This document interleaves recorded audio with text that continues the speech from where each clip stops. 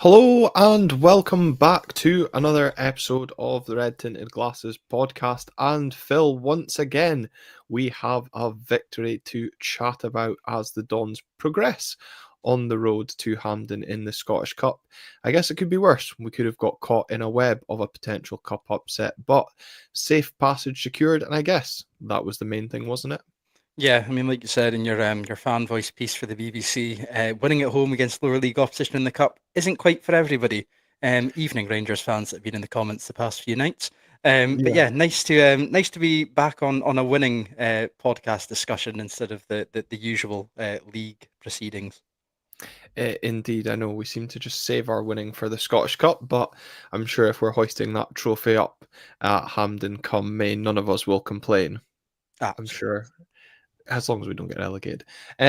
We were hoping to be joined by Callum at some point on this episode, but he is having some technical difficulties. So we will soldier on as we have done normally. We will look back, of course, at the Scottish Cup action from the weekend.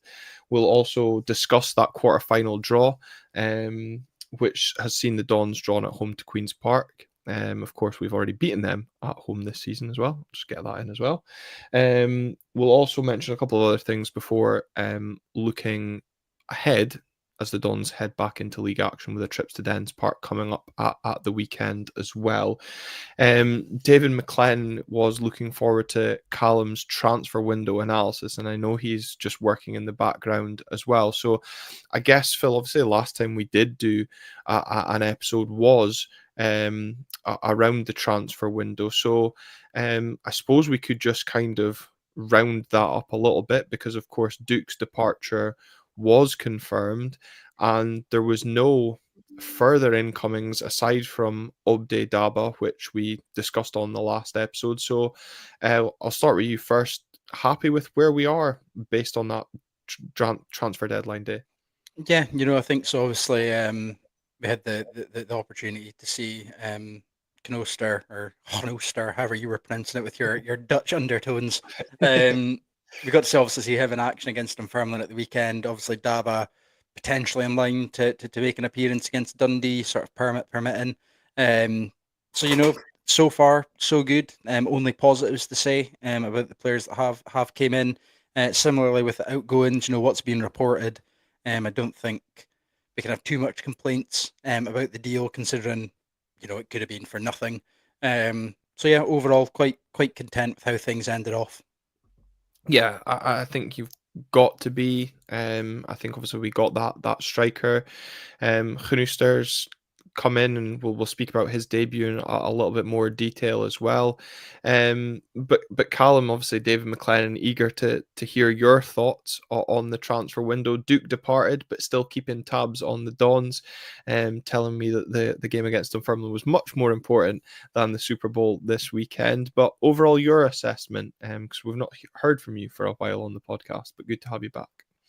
Thank you. It's good to be back. I think we all expected a busy deadline day. That it was. It kept you boys busy on your live, but I was certainly very happy with the additions. I think it was so clear that we still needed maybe another centre back or someone else to bolster that defence, and someone that's going to grab the goals for us as well.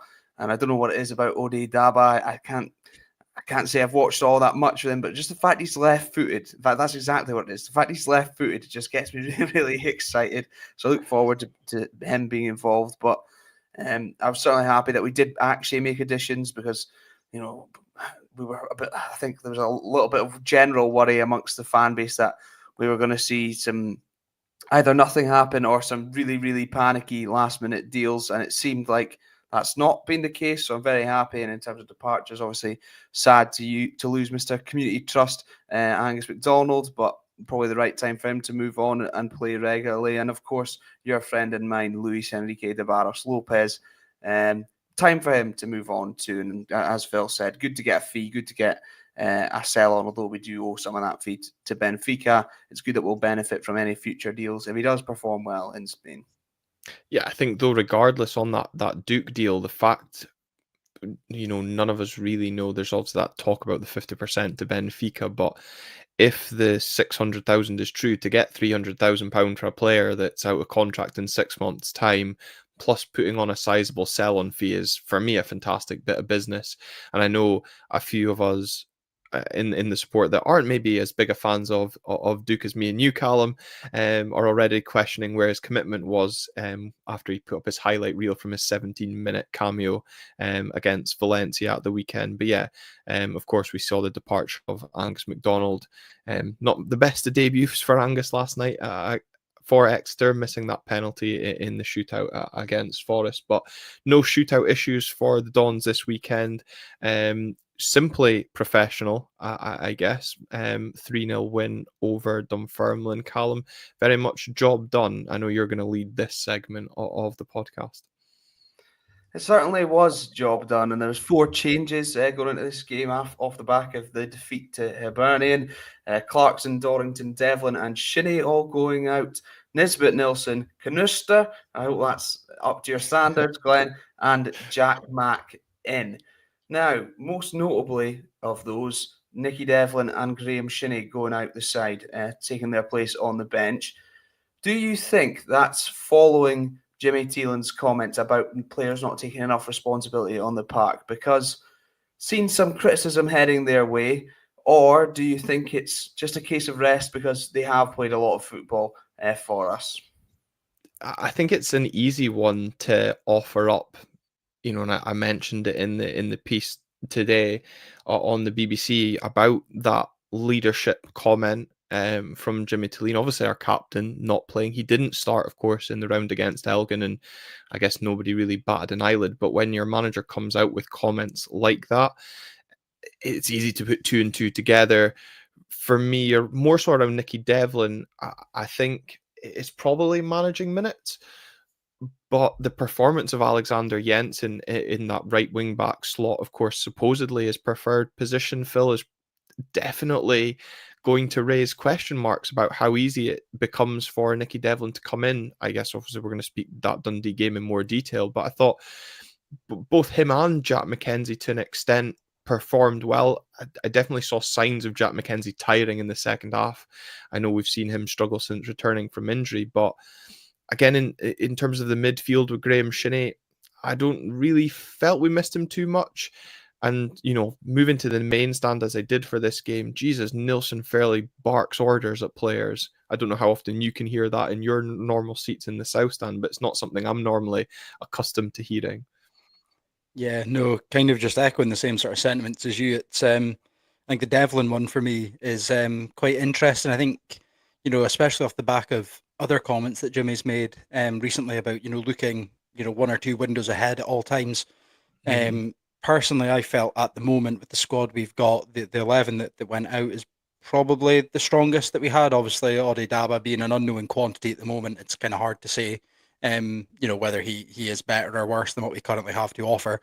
But with the pieces that we had at our display, I think that was the best. And I think, if Jimmy is looking 1 or 2 windows ahead, it'll be interesting to see if Jack McKenzie is away, whether it's that left back spot that's filled, and then obviously pushes Jensen as the starting right back. Because much like you, I thought he was phenomenal all over the pitch, attacking and defensively. I thought he played a really, really good game at right back for us. And yeah, if I was Devlin, I'd be a little bit worried and try to keep a hold of that starting spot for Dundee.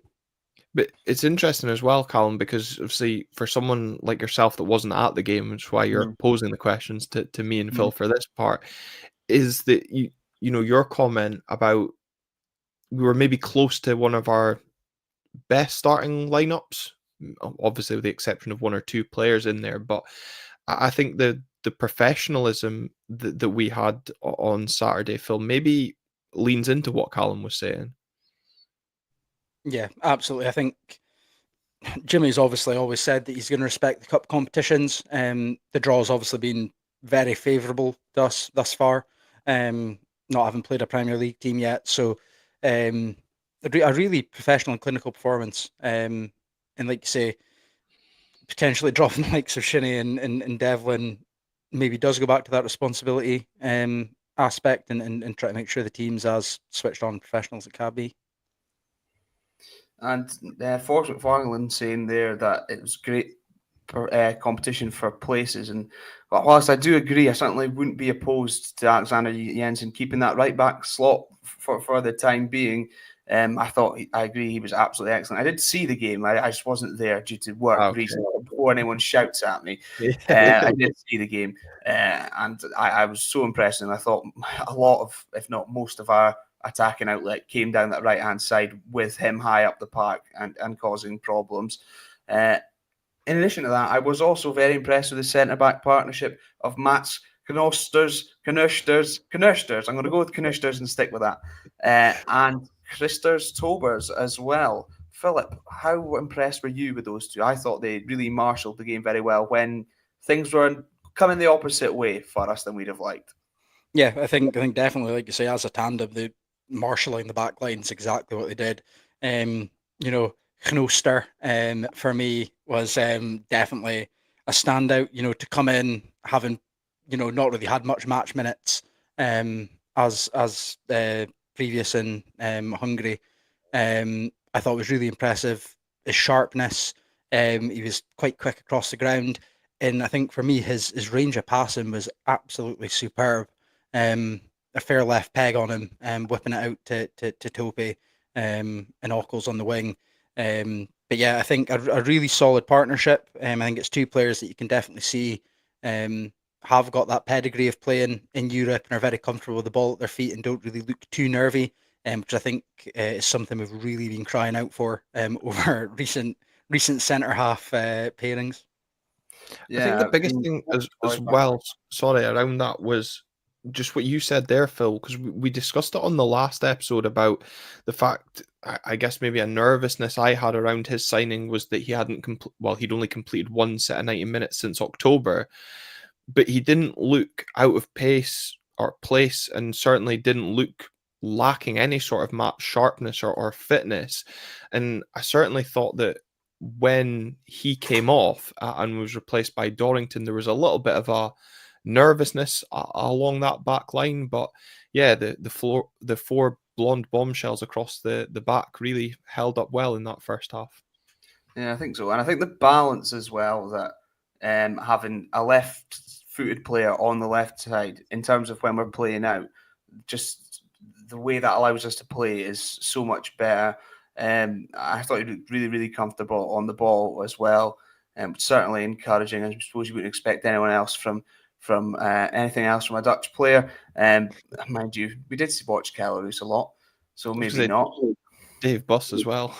That's true, but I'm certainly impressed with him, and I do agree that he didn't look too up to speed, but I think he probably was replaced. And no, he didn't look too off the pace, but he probably was replaced because he's not quite up to speed yet. So it's probably good to sort of bed him in a little bit. But we also had the opportunity to as well. A couple of goals up. It wasn't like the game was in danger as much as we may. Well, Stephen McLean maybe tried to offer Dunfermline a route back in with that penalty award, which even I could see from Section E, the main stand was outside the box.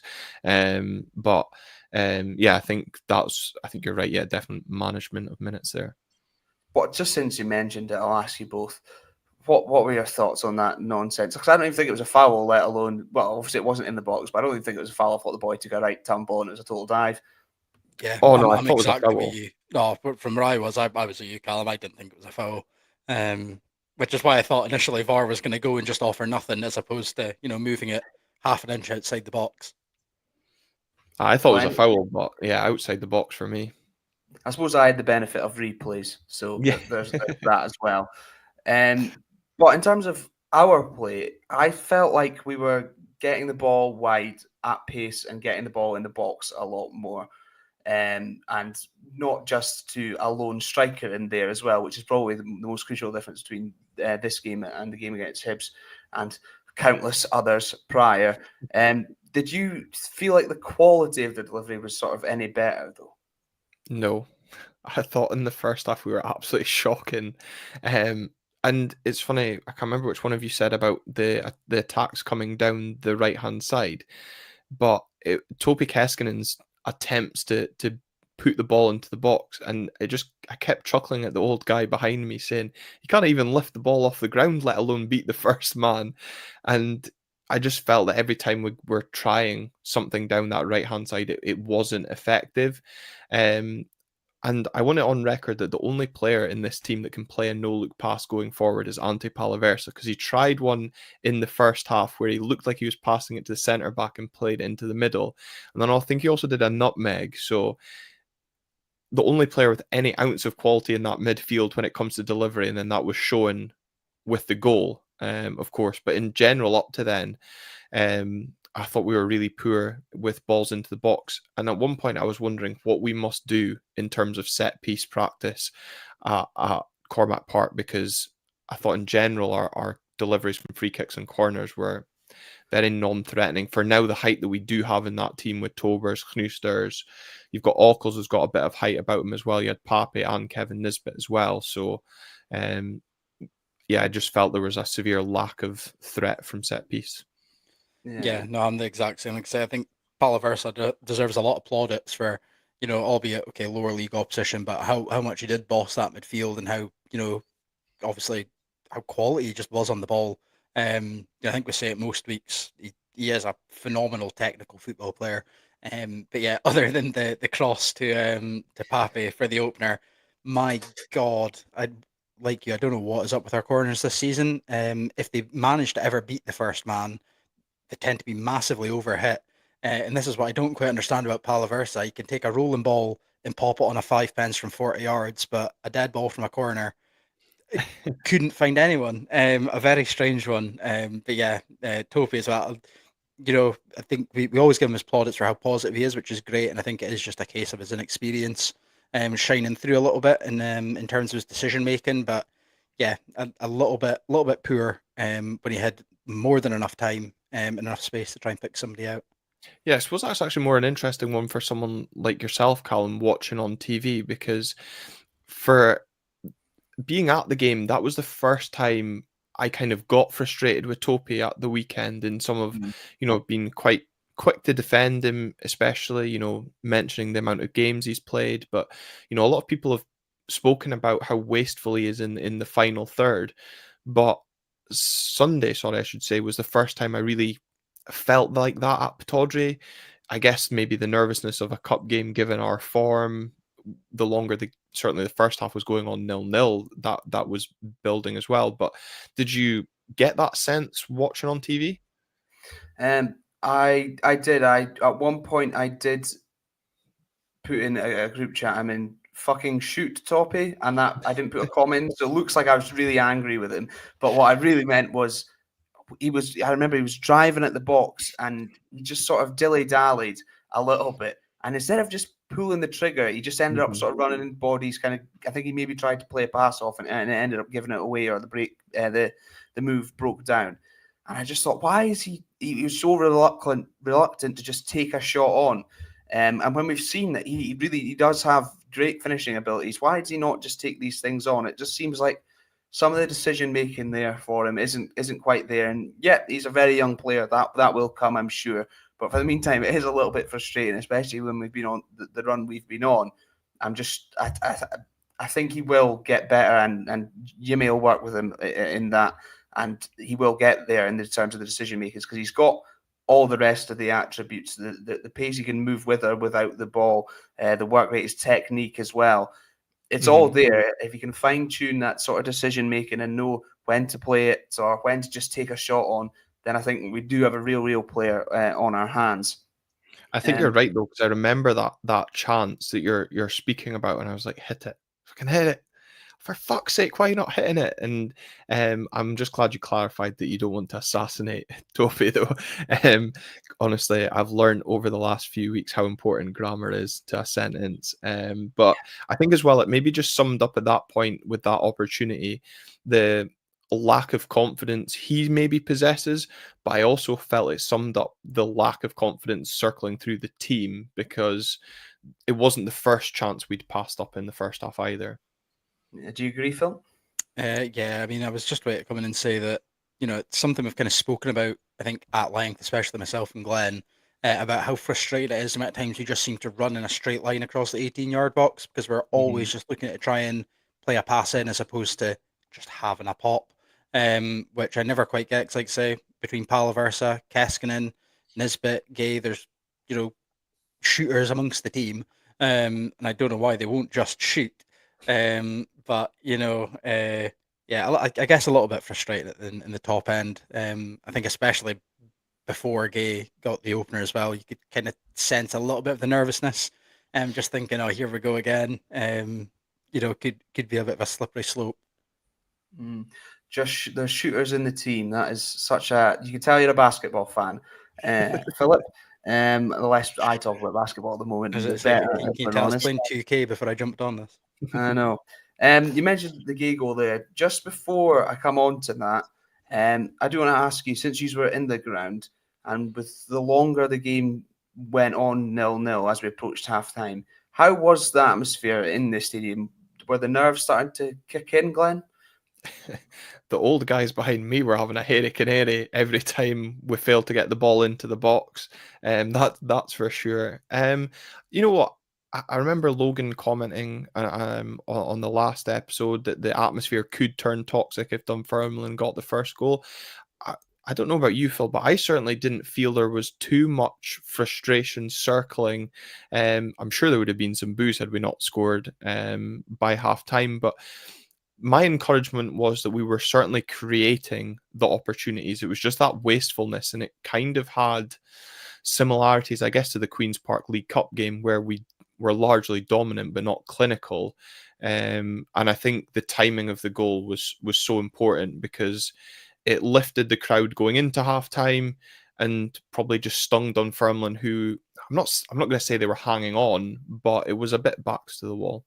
Yeah, no, it's exactly like you say. I think if Dunfermline had been putting us under a consistent spell of pressure where they were getting quite a lot of clear-cut chances, you might have had a little bit of nerves creeping in. But I think we can, like you say, a professional performance where we controlled the game really well.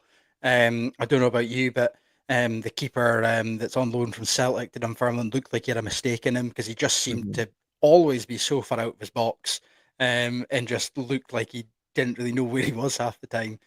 So I wasn't really too worried. But like I say, I think the fact we were kind of controlling the game and creating chances of our own, albeit half chances at the best of times, it didn't really feel like it was going to be too long until something came. And I think the timing of the goals in general, especially the first one, were quite important to really, I think, settle the team down and also maybe settle the crowd a bit as well. Yeah, I sort of agree with that as well. But Dave McLennan's saying the feeling I got was we were trying to go forward at pace better than the last few weeks. And that's sort of how I felt for the whole of the first half until we eventually did get that goal and I felt even better. Pape Habib Gay back amongst it. How much have we missed him at set pieces, Philip? Because it feels like he's the only bloody one who can put the ball in the back of the net from them. Oh, massively. I mean, I was in the South Stand pie queue when he climbed up to head it in. So, maybe not the best view in the world behind the sort of TV gantry stairs. But yeah, honestly, I think it was like you're saying earlier about the fact of having the two up top. Just the kind of presence he brings, not only at set pieces, but just in general when we get the ball forward and into the box. It has been something we've been missing massively in this team. And yeah, thank God Palaversa managed to pull a decent delivery out of his arse, and Pape was on hand to flick it home. I feel with Callum being back on the podcast, though, we need to ask what pie you got. It was 2 Pataudry pies, I'm afraid. Oh, I also had 2. My dad also had 2 Pataudry pies as well in my absence. He texted me to let me know. It's the RTG telepathy, mate. Lunchtime kickoff, though, had to be done. Yeah, I tell you that steak and peppercorn pie, get that back on the menu. That was phenomenal. Fine, was it? Yeah, I asked Rory if he wanted something at halftime, and he was like, no. And I was like, I don't know how I feel about coming back with a third pie. That is fair. Do you feel like we missed Pape, Glenn, when he wasn't in that number 10 role? How do you think he did coming back in, not playing up front as the lone striker, getting balls pumped into him when he's just surrounded by defenders in that number 10 role? How do you feel like he did? Because I've seen some criticism. Some's coming from me. I thought he did well. in the number 10 role, and I know we discussed it last week, Phil, about dropping him back and putting whether that be Ambrose or Kevin Nisbet into the natural striker's role. But I do think Pape is more suited to the number 10 role and kind of having a bit of a floating role and can be a nuisance. But at times in that first half, I thought he was being a nuisance for all the wrong reasons. His gangly legs get in the way and there was some poor touches. But, for me, the couple of frustrating things was some of the silly fouls he was giving away. And again, I don't know if that was just some of the early stages, that there was nerves. There was a couple of challenges he made that he really didn't need to make, which was allowing Dunfermline opportunities to get balls into the box. But ultimately, he's on the pitch to create chances and scores goals. He did that. So he's a nuisance outside of the box, but thankfully he was being a nuisance in the right form for us and scoring that goal.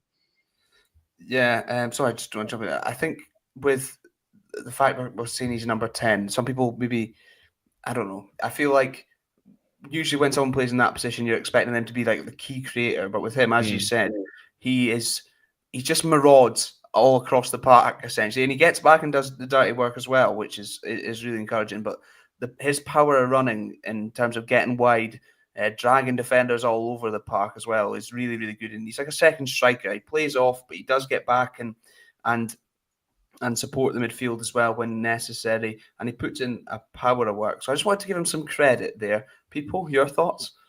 Yeah, no, I agree with you. I think the fact, like you say, having that sort of floating role where he can kind of go where he wants, I think helped showcase Palaversa, in my opinion. It gave him so much more space to play with, create so much more gaps in the midfield for him to play the ball through. But yeah, a bit like you, Glenn, in the sense I feel like in the second half he got better.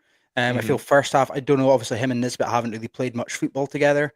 And I felt like they were maybe treading on each other's toes a little bit, and Nisbet was kind of still in that headspace of where he had to come deep to pick the ball up. And I think in the second half where he stayed higher, and Pape came deep to get on the ball and use his best asset, which is driving at defenders. We looked way better, and obviously it resulted in us continuing to sort of hold the game going forward. But yeah, does deserve some positives. Like I say, he is an asset to have when he can sort of play his style of football, his brand, his gangly, nonchalant, floaty brand. Yeah. He's a maverick, and I like it. And I suppose also he's probably just he's trying to work his way back up to 100% fitness as well after being out for so long. So we'll cut him some slack. But you mentioned, Phil, there that we sort of stayed on top within the game. Alexander Jensen, what a performance. Lovely taking goal as well early in that second half. I think that was just what we needed, Philip, to maybe ease any nerves that were potentially coming. Absolutely. Like I said before, I think the timing of the goals were ideal in terms of just, basically keeping a lid on the game and keeping the performance, as Glenn has said many times, professional and contained, getting through. But yeah, really well taken goal. Right place, right time to fire it into the bottom corner. Happy for him to get his first goal as well. Maybe the shackles will come off. Like we said, he's a very attacking fullback.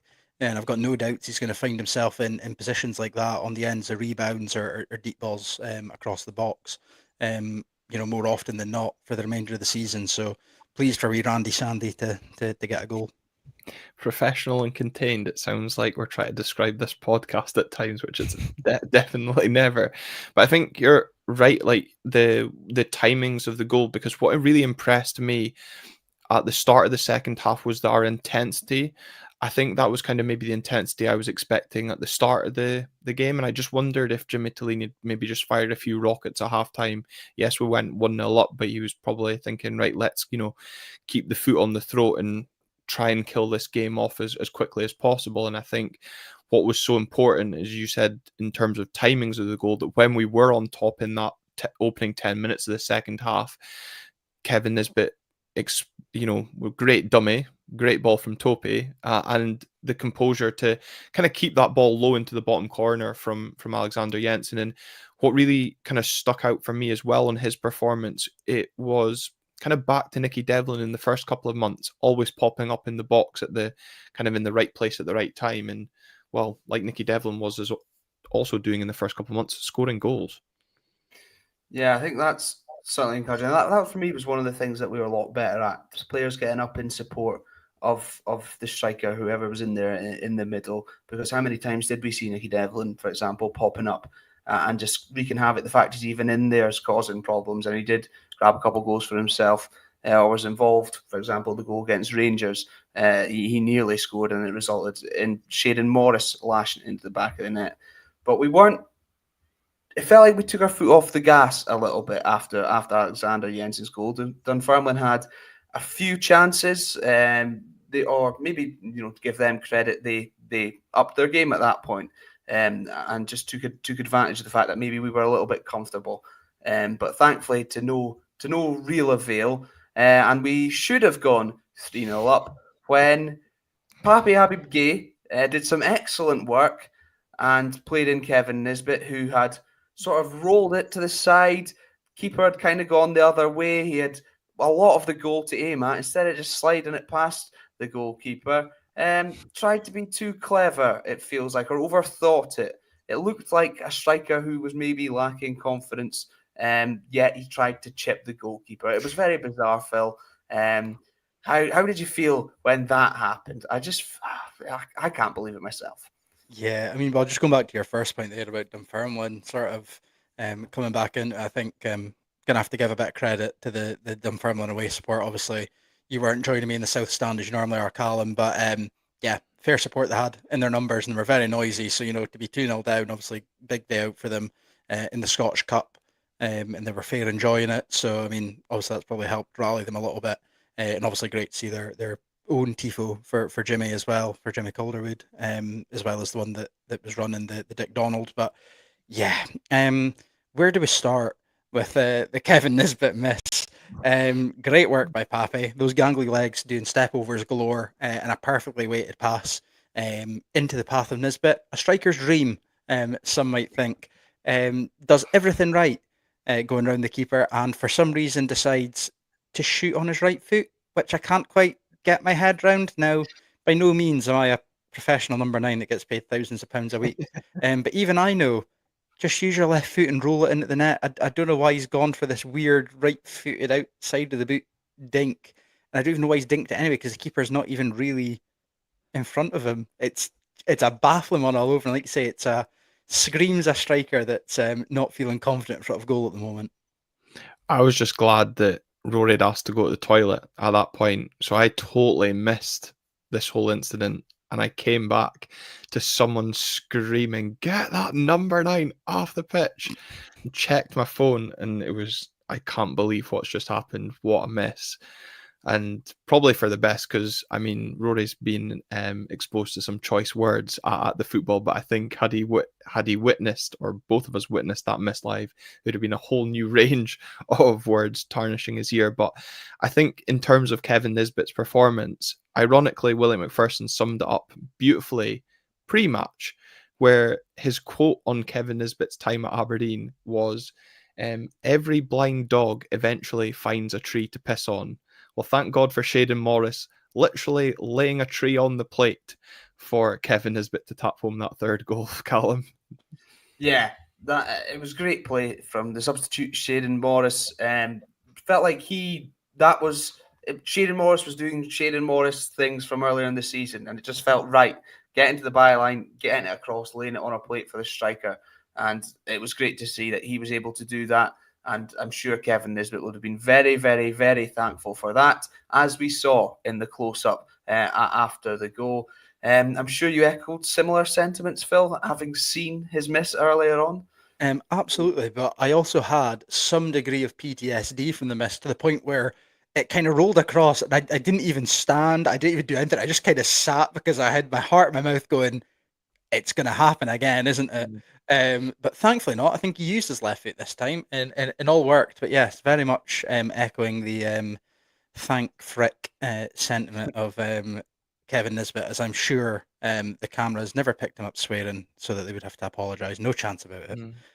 I actually thought it was his right foot. I can't remember. I'm just glad it found the back of the net. But as both Paul Donaldson and Colin Gale point out, as much as is going to be made about the miss and his finishing, I thought Kevin Nisbet was terrific at the weekend, and I was willing him on to score because for me it would have capped off the performance, because it's something that we've spoken a lot about, his work ethic off the ball, dropping deep.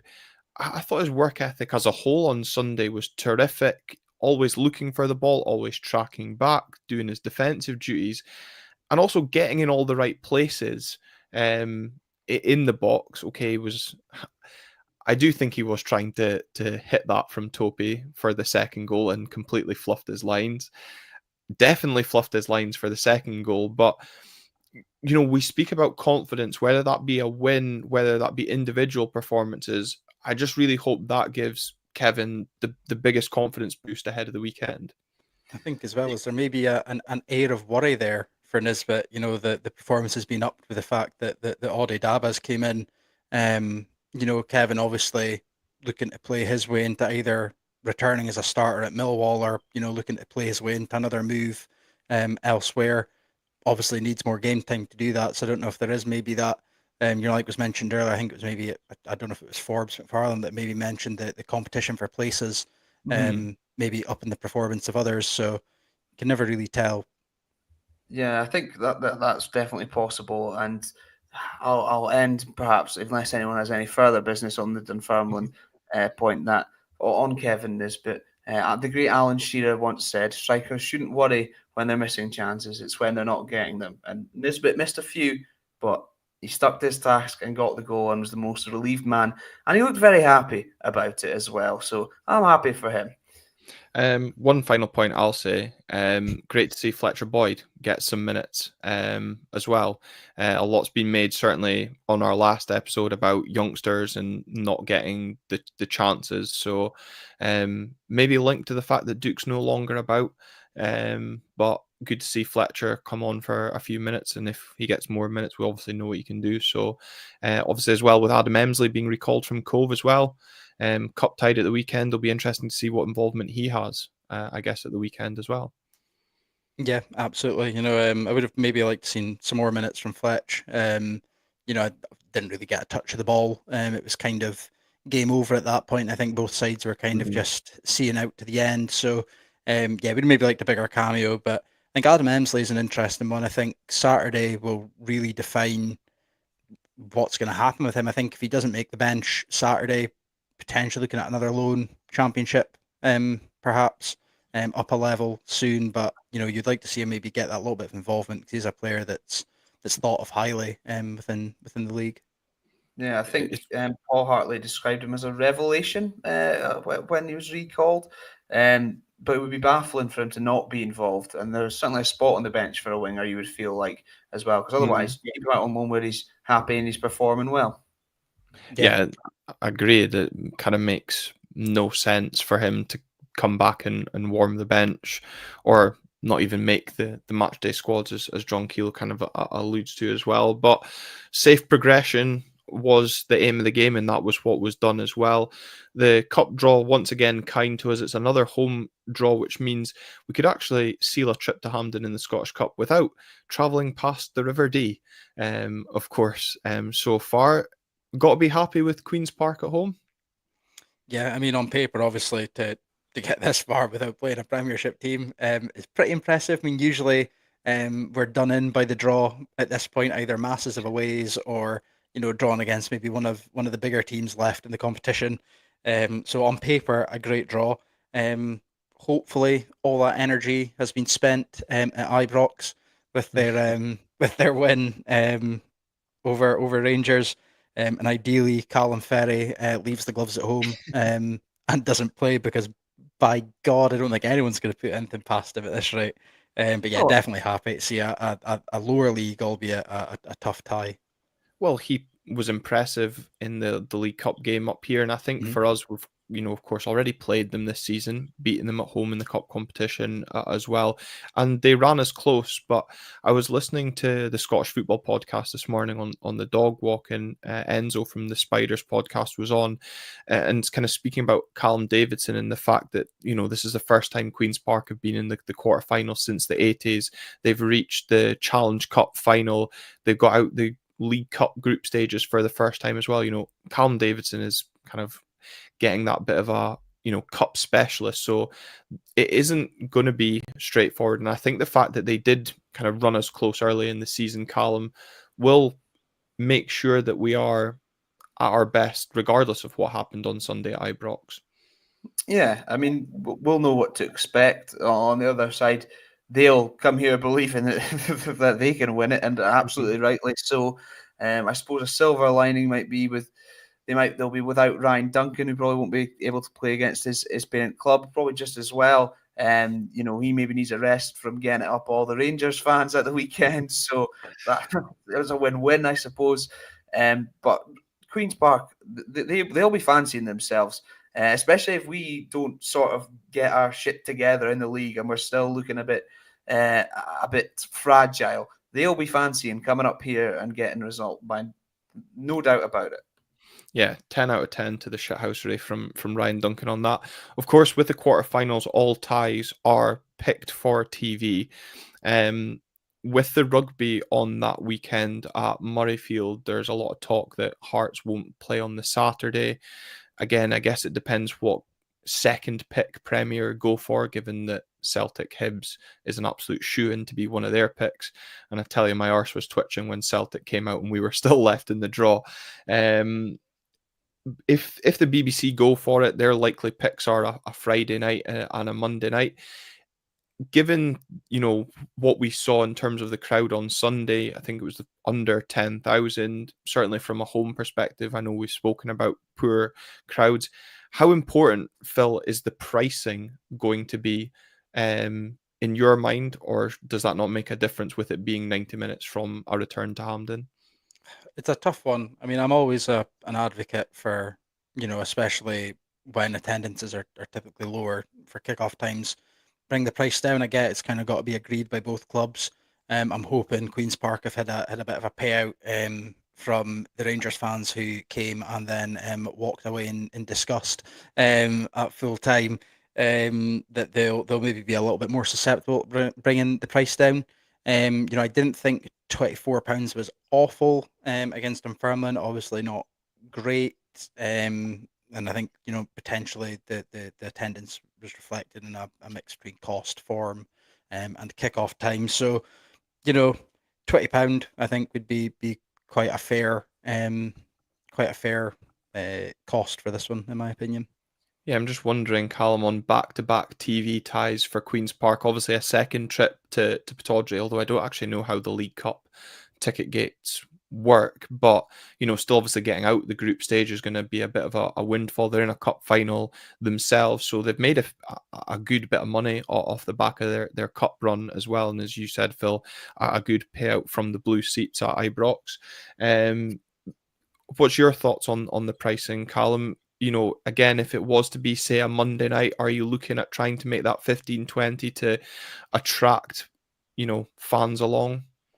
I'd hope they'd do that anyway. I think we know realistically that will be the case, and it'll be around similar against Dunfermline.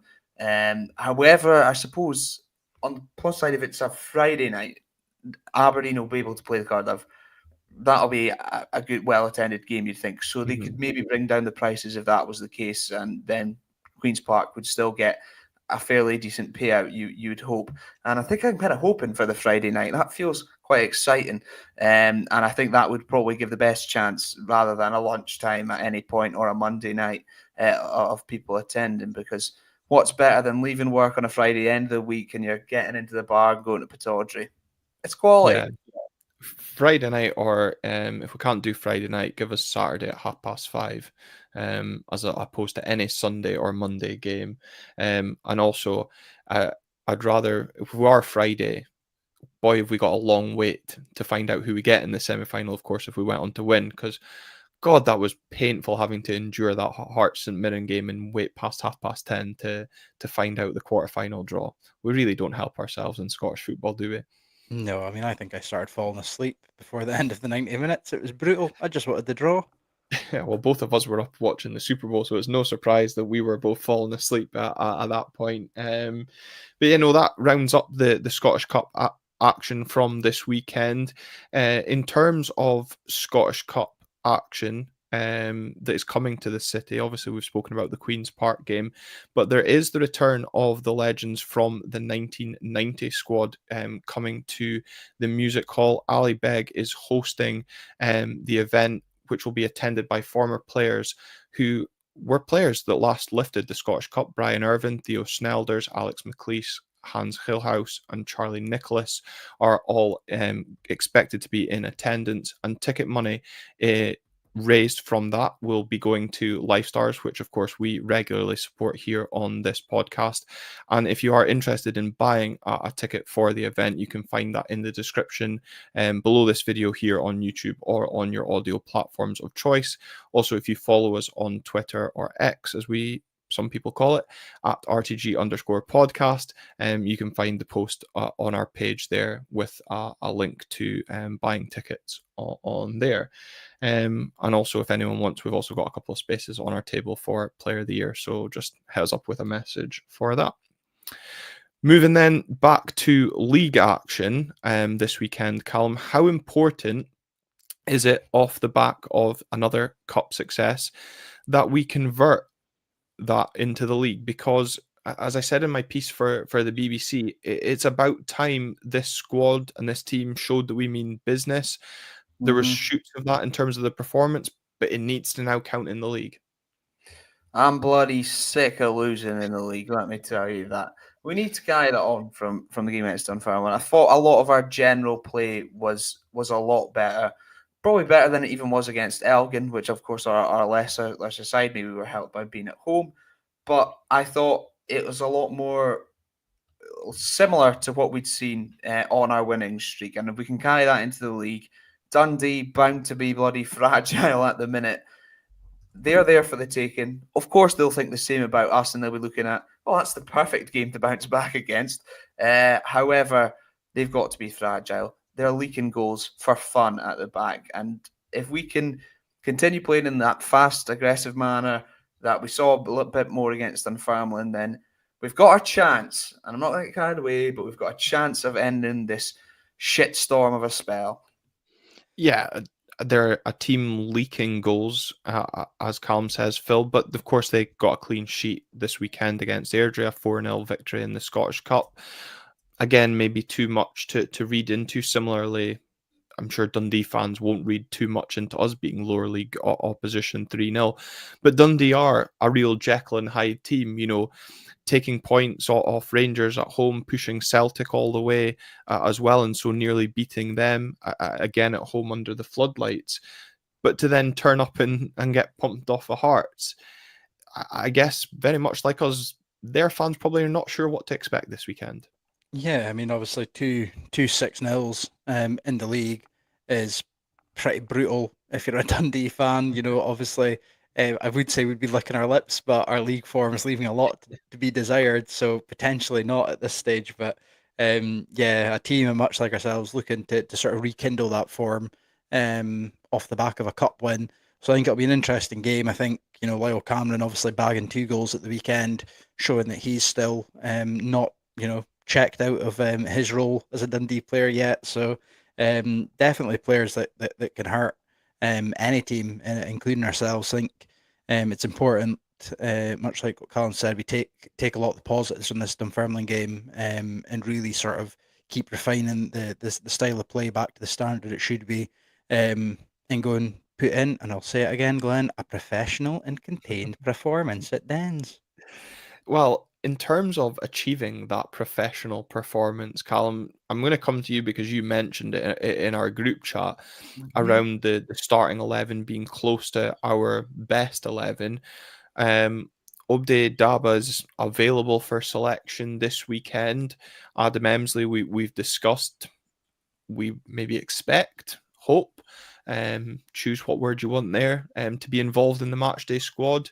Slobodan Rubezic, a player not involved in the matchday squad. It'll be interesting to see if he's got any involvement. I know a few people started making up, not making up because it was actually true, but the fact that the Turkish transfer window remained open, was there maybe some reasoning behind his exclusion from the matchday squad? But in terms of the physical starting 11, how much from what started the game against Dunfermline do you expect to see start the game against Dundee? I am terrified that he will change it and bring back in Shinnie and Devlin. However, I really, really, really hope that that's not the case, and especially because if Shinnie's coming in, it's probably Palaversa that's going to drop out. I would really like to see the exact same starting 11 that started the game against Dunfermline start this game, unless Ori Daba's come in and is just absolutely brilliant. Then put him in for Kevin Nisbet. But if he's going to be on the bench, then that would be absolutely excellent to have that option as well. I think maybe you'd hope that Kevin Nisbet's got a little bit of confidence about himself now after finally scoring about the third bite of the cherry, if not more, against Dunfermline. So I'd like to keep it the same. It's a winning side. Don't change it. It worked. It looked a lot better. I just am worried that he's going to bring in Devlin and Shinnie again. I think, Phil, for me, the worry is him bringing in Devlin purely because it would move Jensen back over to the left. So you're already a couple of changes to the team just based on one player. Obviously, I would see Jack McKenzie drop out. As excited as most of us are, probably not as excited as Callum to see Daba playing some role. I don't personally expect him to start this weekend. And I think, this is maybe going to be not widely agreed on, but I don't think it would be overly fair to drop both Nisbet and Pape after the weekend. Both put in goal scoring performances. And again, when we're speaking about the wingers, we've both got Ockles and Topi on the wing. They're learning the connection of the strikers. The strikers are building up that partnership. Similarly, as Callum identified in that midfield, the more we keep changing one piece, nobody's ever getting to gel. So, as Callum said, if it ain't broke, don't fix it. Let's just stick with it, and then we now have options off the bench to improve things. Hopefully, as long as the game's still 0-0. Yeah, no, I mean it's exactly that. It's like to say, I don't know how many weeks now I've kind of been saying that getting that consistent start 11 is vitally important to try to stop this rut of winless games. And I think if we can go in with an unchanged 11, it dens all the better. And I think we're slowly starting to build back that strength off the bench, which I think also is probably attributed to this run a little bit. The fact that we didn't really have the options to change it all that much over the past few weeks. So I think the fact that we can, look to Daba, look to potentially Adam Emsley, who's been in a fine run of form with Cove, Morris looking to come back to his sort of standard of game. Even like say if we are keeping it the same, having Shinnie coming off the bench to make the game a little bit dirtier if it's getting a little bit close towards the end and sort of break it up a bit. So I think I kind of almost expect there to be changes because I just came to expect that with Jimmy at this point. But ideally, I think we'd be looking at the same 11 as on Sunday. And I think, I've not watched any of Cover or Adam Emsley to know what side he plays on, but as you said, it gives us an extra option because I was maybe a bit surprised again to see Ockles coming off before Topi at the weekend. And, John Kilo says as long as Leighton Clarkson isn't playing number 10, we've got a chance. I know, Phil, you've got a comment on Leighton Clarkson's performance because at least he's hitting the target off the pitch. Congratulations to him on his pending birth of his first child. But again, it's another option in that creative spark. But for me, again, thinking of the physicality that Dundee have defensively, Joe Shaughnessy, Clark Robertson, having that physical height of someone like Pape and Kevin Nisbet will benefit us when they're trying, to go up and win the ball. Yeah, absolutely. And then, I think Daba's no small gentleman either. So having him off the bench as an option as well is just an added bonus. So I think it's important we do take the game to Dundee. And like we've said, try and ideally Palaversa stay on the pitch. Try and get the foot on the ball and kind of go through the motions a little bit and just get back to the Dens game from earlier on in the season, high pressing, high intensity, and really just get back on the horse. And I guess, Callum, similarly to the cup game at the weekend, the first goal for both teams is going to feel extremely important. Dundee will view this as an opportunity to right the wrongs of their last couple of league games against an out of sort Aberdeen. But on our point of view, it's an opportunity with Dundee United facing Celtic to go back into third place with 3 points. Yeah, that's vitally important that we do start climbing up. Well, say climbing up the table. We're not going to go past third, but getting up to third and staying there would be good at this stage. And you said about the first goal. I mean, if we can grab it, Dundee will be thinking after 2 6-0 defeats in the league, fucking hell, here we go again. Similarly, on the flip side, if we concede, then we'll also be thinking the same thing. Here we go again, except we've got such an extensive run that it could be really damaging. So both sides will definitely be eager in that case. And I don't know. I just fucking hope it's us, because you feel like if we go ahead, then confidence will just start to build, and we can maybe slowly get back to where we were and take it from there. So just please don't give away anything stupid. But if it's Matt's Canoosters and Christers Tobers at the back, then I feel a lot more comfortable based off their showing against Dunfermline. That's a solid foundation to build off of. Yeah, and I think, looking at the table, obviously 2 points behind Dundee United currently, and our goal difference has been, taking a tanking in recent weeks. So, Motherwell currently have the worst goal difference in the top 6 at -12, than ourselves on -6. But, Hibs and Motherwell, I'm sure, will fancy their chances of winning their fixtures this weekend. So, for those less optimistic of an Aberdeen victory, we could potentially end the weekend in 5th with Hibs overtaking us, which, we go back to the middle of November seemed unthinkable. And potentially if Motherwell beat Ross County, I'm sure they've got a home, and they would just sit a point behind us. So, that then race for the top 6 really becomes heightened, because it's not something we expected. I think obviously, Hearts have got Rangers at home, St Mirren play Hibs. So again, Hearts and St Mirren both sitting 5 points behind us currently in 7th and 8th. So from 3rd to 8th, that league is so congested, Phil. So as much as teams really haven't taken advantage to an extent of our poor form, this is what I'm meaning by we need to show we mean business and stop, I don't really know the right word. It's not sticking about. Yeah, we'll go with that. Yeah, absolutely. It is a case of just, I don't know if you said dicking or pricking, but both are applicable. But, just like I say, I think it's important more than ever. I think how often during the fact that we've gone on winless runs have the teams around us been dropping points and we've not been able to capitalise on it. It's now at the point where we can now finally be capitalised on, like you say, really being a worry of dropping out the top 6. So I think Jimmy will know that. I think the players will know that. And I think it is, like you say, vitally important that we do just take the game to them and just stop fanning about and just remember who we are and just fucking go for it, mate. Yeah, and hopefully we see that intensity from the first minute that we saw from the 46th minute against Dunfermline at the weekend, because it's been nice to speak about 3 goals. I was going to say 3 points, but quickly stopped myself.